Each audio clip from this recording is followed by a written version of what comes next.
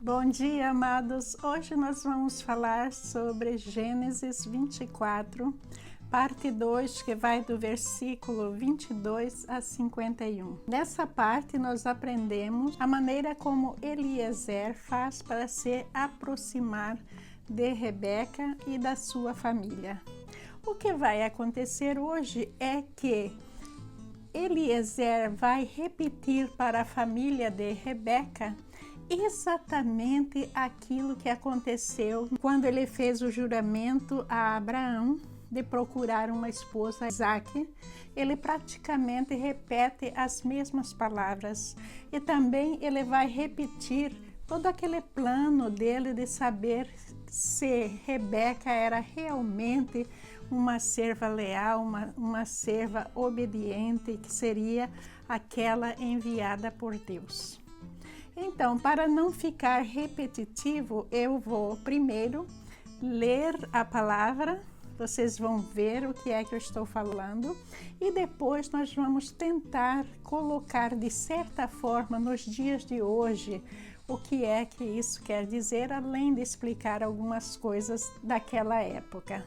Isaque e Rebeca, parte 2, Gênesis 24, de 22 a 25.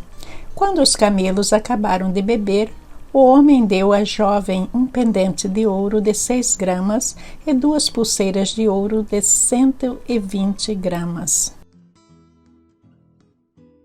E perguntou: de quem é filha? Diga-me, por favor, se há lugar na casa de seu pai para que eu e meus companheiros passemos a noite.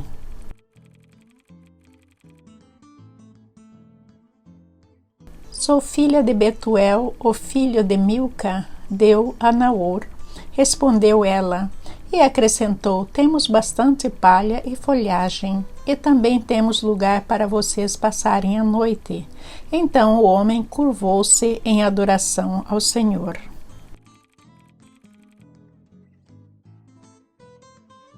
Dizendo: bendito seja o Senhor, o Deus do meu senhor Abraão, que não retirou sua bondade e sua fidelidade do meu senhor. Quanto a mim, o Senhor me conduziu na jornada até a casa dos parentes do meu senhor. A jovem correu para casa e contou tudo à família de sua mãe. Rebeca tinha um irmão chamado Labão. Ele saiu apressado à fonte para conhecer o homem, pois tinha visto o pendente e as pulseiras no braço de sua irmã, e ouvira Rebeca contar o que o homem lhe dissera. Saiu, pois, e foi encontrá-lo parado junto à fonte, ao lado dos camelos.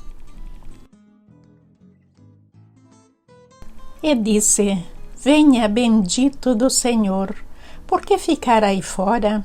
Já arrumei a casa e um lugar para os camelos. Assim o homem dirigiu-se à casa, e os camelos foram descarregados. Deram palha e forragem aos camelos, e água ao homem e aos que estavam com ele para lavarem os pés. Depois trouxeram comida, mas ele disse: não comerei enquanto não disser o que tenho para dizer. Disse Labão: então fale. E ele disse: sou servo de Abraão. O Senhor o abençoou muito, e ele se tornou muito rico. Deu-lhe ovelhas e bois, prata e ouro, servos e servas, camelos e jumentos. Sara, mulher do meu senhor, na velhice lhe deu um filho, que é o herdeiro de tudo o que Abraão possui. E meu senhor fez-me jurar, dizendo: você não buscará mulher para meu filho entre as filhas dos cananeus, em cuja terra estou vivendo. Mas irá a família de meu pai, ao meu próprio clã, buscar uma mulher para meu filho. Então perguntei a meu senhor: e se essa mulher não quiser me acompanhar?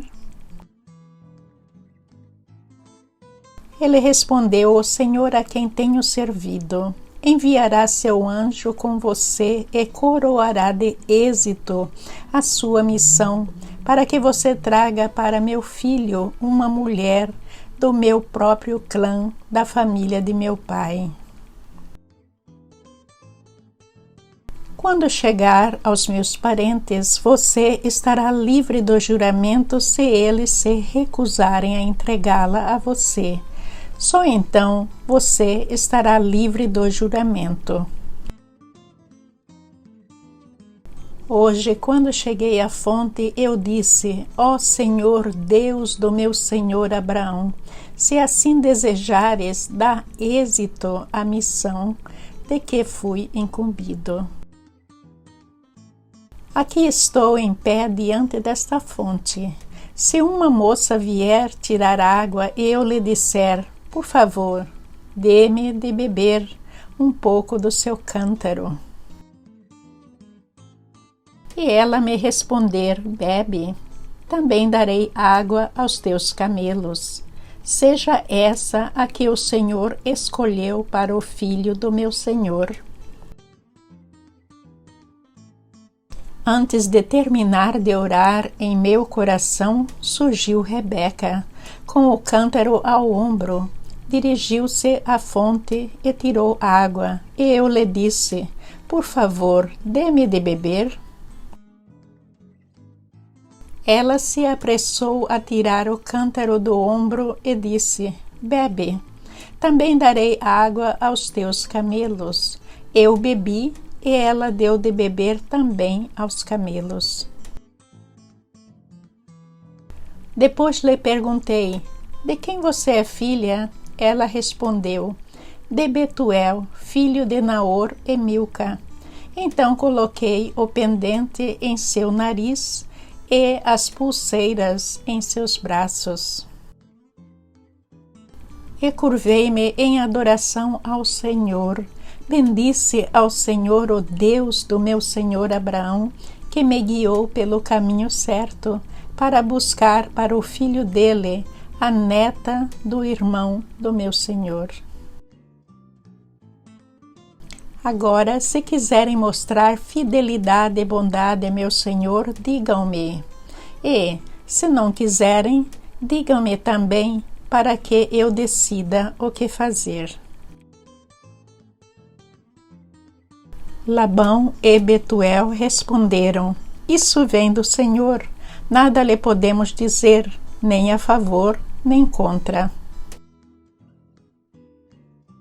Aqui está a Rebeca, leve-a com você, e que ela se torne a mulher do filho do seu senhor, como disse o Senhor. Vocês observaram aí toda aquela apresentação formal, aquela explicação de Eliseu à família de Rebeca. E Rebeca era prima de Isaque, por parte do irmão de Abraão, que se chamava Naor. Vocês também devem ter observado que o namoro naquela época não existia.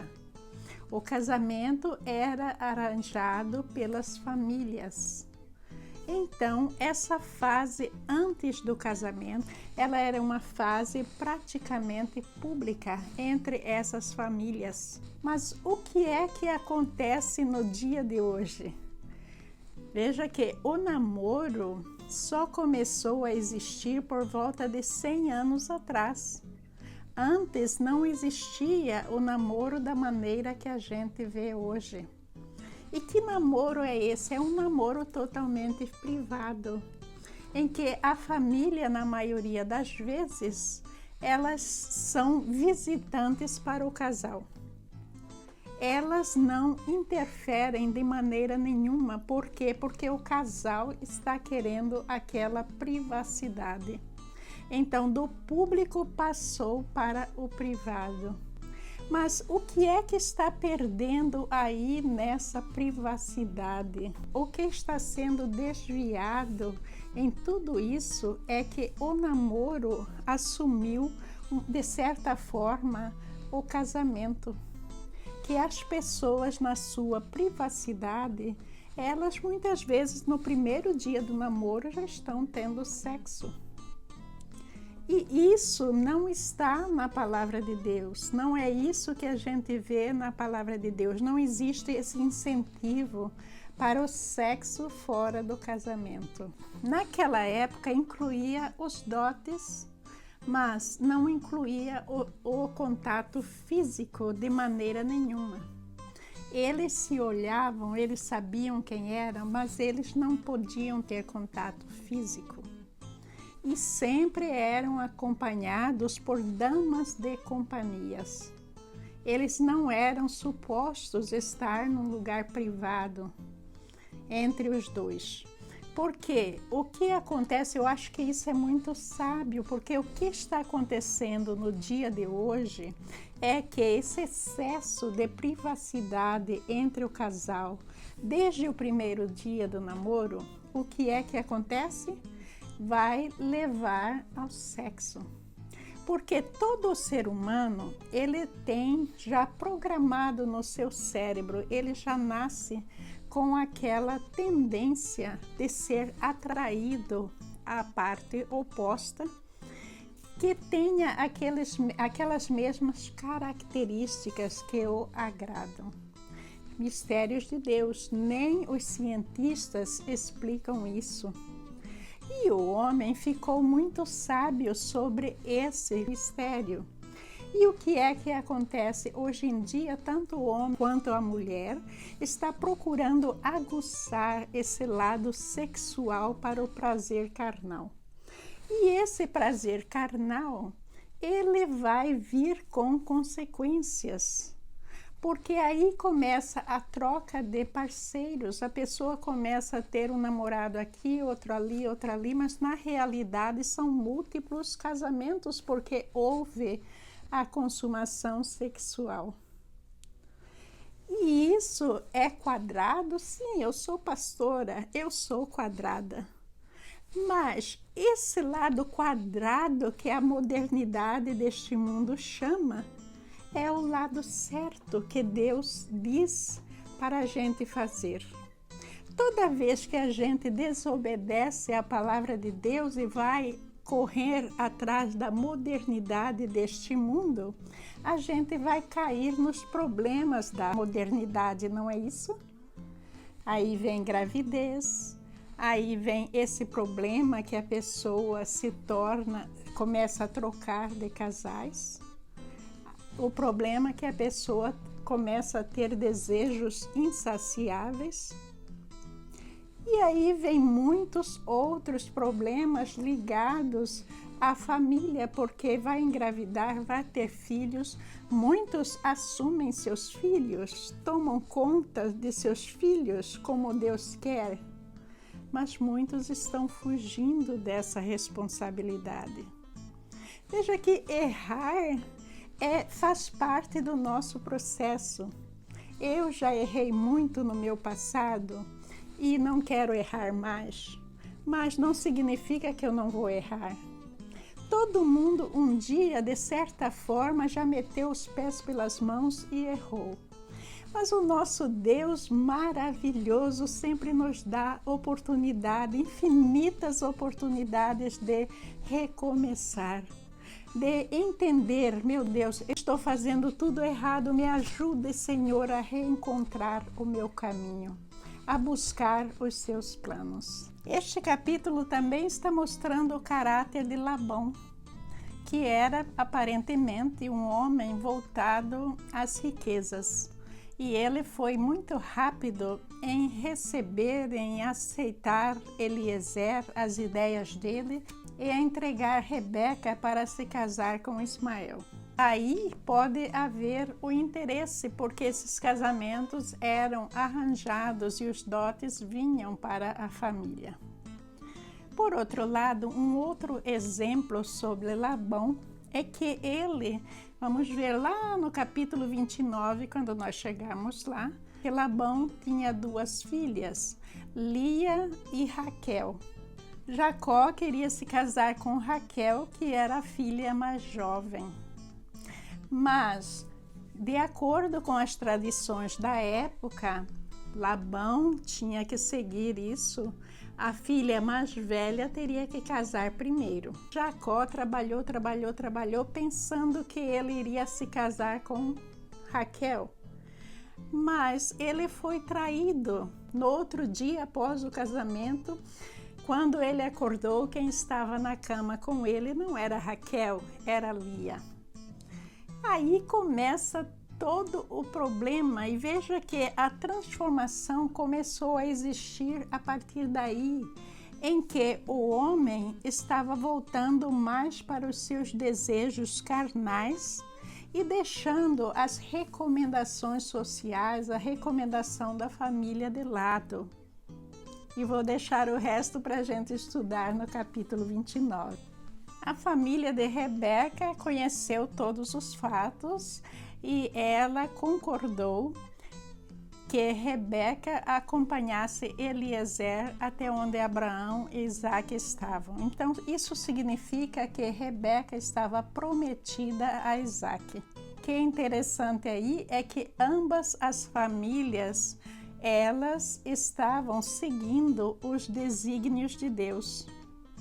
E esse servo Eliezer, ele é um servo temente a Deus e que seguiu as ordens de Abraão fielmente. Apesar desse tempo não haver tanto conhecimento como hoje da Bíblia, mas o fato de repetir toda essa história, a gente vê que Deus quer mostrar que o servo fiel, ele obedece ao seu master em detalhes. E é isso que a gente tem que tirar disso aí.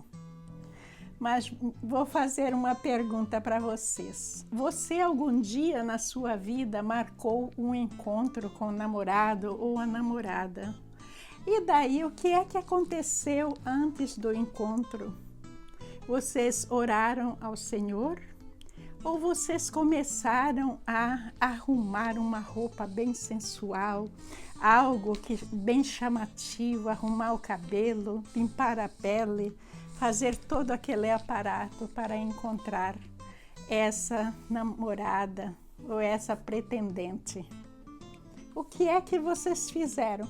A maioria de nós, 95%, vai por esse caminho.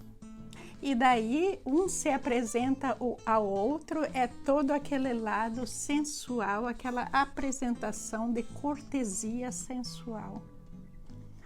Bem poucos entre nós se voltou ao Senhor antes desse encontro, em orações.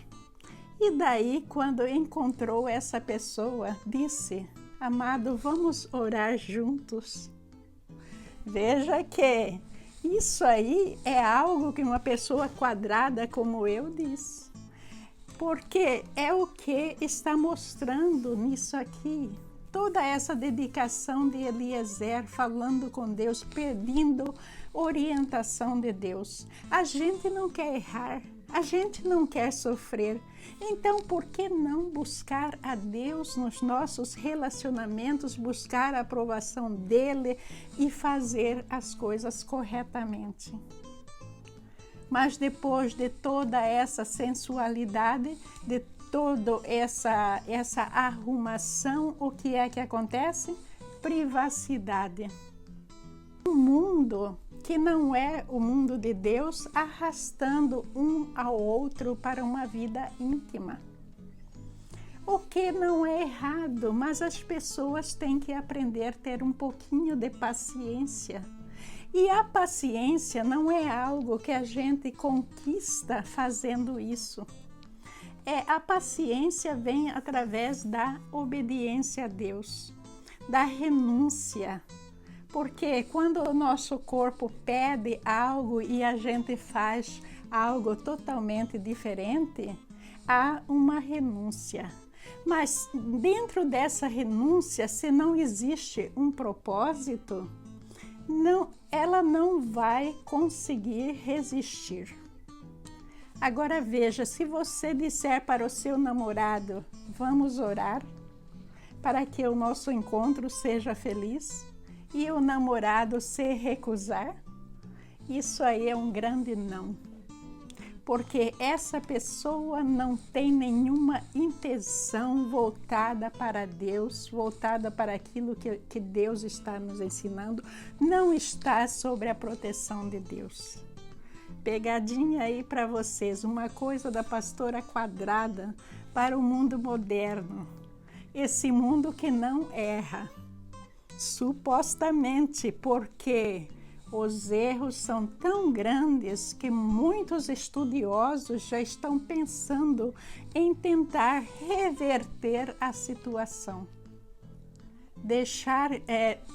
Treinar os casais para que eles evitem a privacidade, mas tenham um namoro mais público e mais voltado ao Senhor. E se a gente pensar bem, para Adão foi muito fácil, porque Adão estava lá junto com a sua alma gêmea, aquela que saiu da sua costela, já era a pessoa destinada para ele. Mas o que é que acontece hoje em dia? Tem muita gente à nossa volta.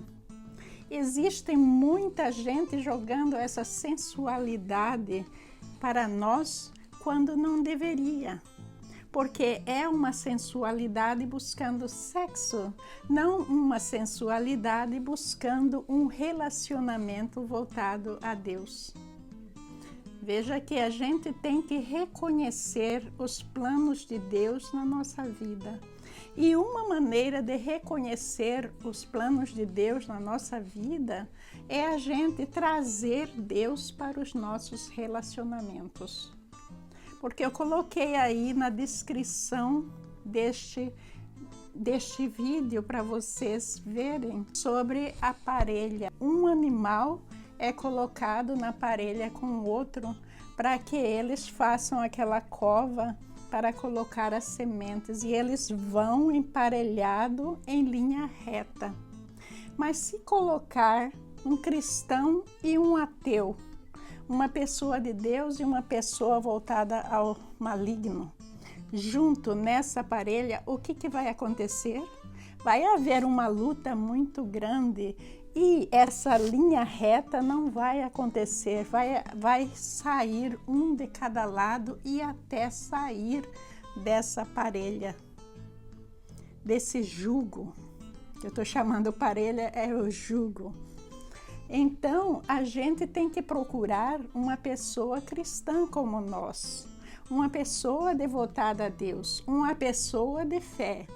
Quando a pessoa está recusando falar de Deus, estar com Deus, fazer uma oração, para mim, isso é uma indicação muito grande de que esse jugo não vai dar certo. Porque um vai de um lado, outro vai de outro, começa as brigas, começa a traição e é uma união material, uma união por qualquer outro motivo, mas não uma união consagrada por Deus. Mas hoje em dia já tem muitas pessoas que se machucaram muito, muitas pessoas feridas, abandonadas, com filhos. Normalmente, as mulheres têm maior porcentagem de cuidar dos filhos do que o homem, quando os dois deveriam estar arcando com as consequências. Mas, por outro lado, a gente sabe que é apenas pela dor que muitos de nós aprendemos. E Deus usa essa dor que é para levar a pessoa a entender a palavra de Deus. Porque sem a dor, a palavra de Deus vai passar despercebida para ela. O choque da dor, o sofrimento faz com que a pessoa busque a Deus. E graças a Deus, isso já está trazendo uma transformação. Muitas mulheres começaram a pensar mais em como levar esses encontros, em o que fazer, como trazer Deus dentro do seu relacionamento para ser mais feliz.